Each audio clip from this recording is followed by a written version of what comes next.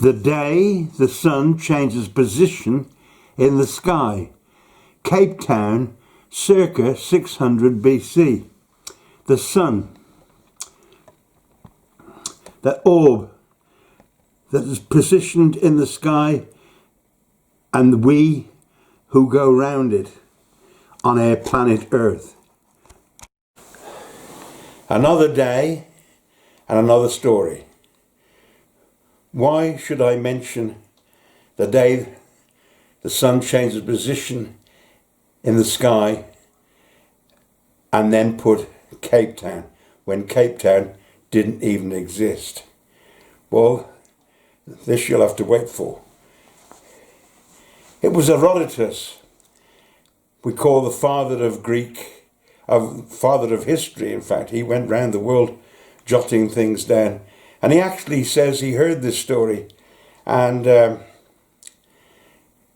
he said, "You can believe it if you will, but I don't." But the interesting thing was, he recorded it. And that's what I liked about these ancient historians. They might not have believed it, but they thought it worthwhile recording it. So he records that in the year, I think about 500 BC, a pharaoh had come up with a bright idea. It sounds pretty common to us, very sensible to us. He came up with this idea that if you kept the land on your right-hand side and you kept going, eventually you would come back to where you started from. Well, this is fine for an island out in the Pacific somewhere, a small island. But he didn't know just how big this lump of land was. He was sending these Phoenicians down. The Phoenicians came from the Mediterranean. They were the great seafarers. As I've said in Noah's story, the Phoenicians originally came from, they were originally Minoans that came from Crete, the great seafaring people. And when Crete was overtaken by the Mycenaeans, they migrated, taking their ships, and in Noah's case, his animals with him to pastures new. So you might say, well,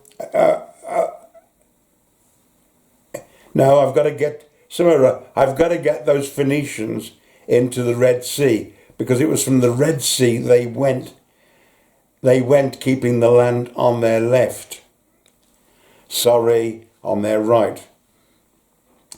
And of course, in those days, there was a canal from the Mediterranean to the Red Sea. It's been silted up and disappeared, not completely disappeared.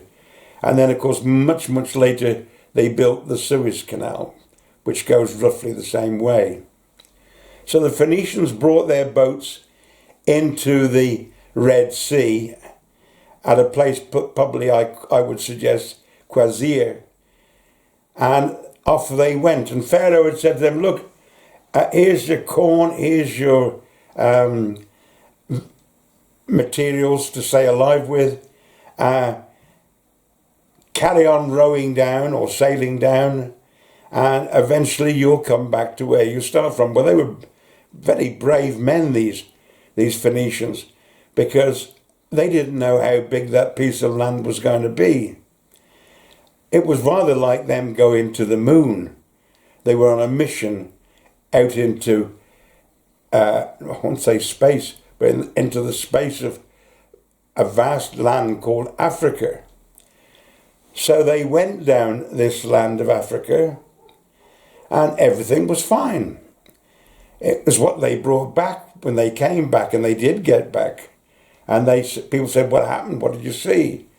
And the greatest thing they ever saw was that the sun had changed its position in the sky. Now, the sun can't change its position in the sky. And yet, they recorded that it did, and I'll tell you how they did it. If you're in the Mediterranean and you're a Phoenician sailor, everybody knows, as did Noah's captain of his ship, that the sun rises in the east and it sets in the west. And so in the north, in the Mediterranean, when the sun comes up and you're heading east, the sun will come up on the right-hand side of your bow, go over your head and settle down in the west. It'll be on this side of your boat. When you go down south, then the sun will come up here, go over your head and go down west. It's when you get to the bottom of Africa and you're coming down Africa, down the Red Sea, and then you turn right to go onto the Horn of Africa, where present day Cape Town is, that you're going to have a shock. Because the sun will come up in the morning. You're going east, you're going west now. So you know the sun should come up on the rear left hand of your ship. But it doesn't. It comes up on the rear right hand of your ship. And it goes down in the evening time on your right hand side of the front of your ship. The sun has changed its position in the sky. And so every year they planted their corn, they reaped their harvest, and they carried on sailing, and they carried on sailing, and they carried on sailing. And you can see how far they carried on. They came all the way down the Red Sea, down to the Sudan, and round the corner. And only when they got to the underside of Africa and turned right did the sun change its position. And what had happened? They'd crossed over the equator. And I will now show you a map of how it worked. That was a short story. And I hope you noticed I have a different shirt on for a different program. So I've got more than one shirt, if you've gathered. So we've all survived another day of this coronavirus. So I'm going to give you another story, because I think we can put two together here. And that is, what use the Festus disc? So see you soon. Thank you very much. Here we've got the map of Africa. And here is the Mediterranean. And here is a ship going from east to west. And as you see, the sun can't come any higher than that.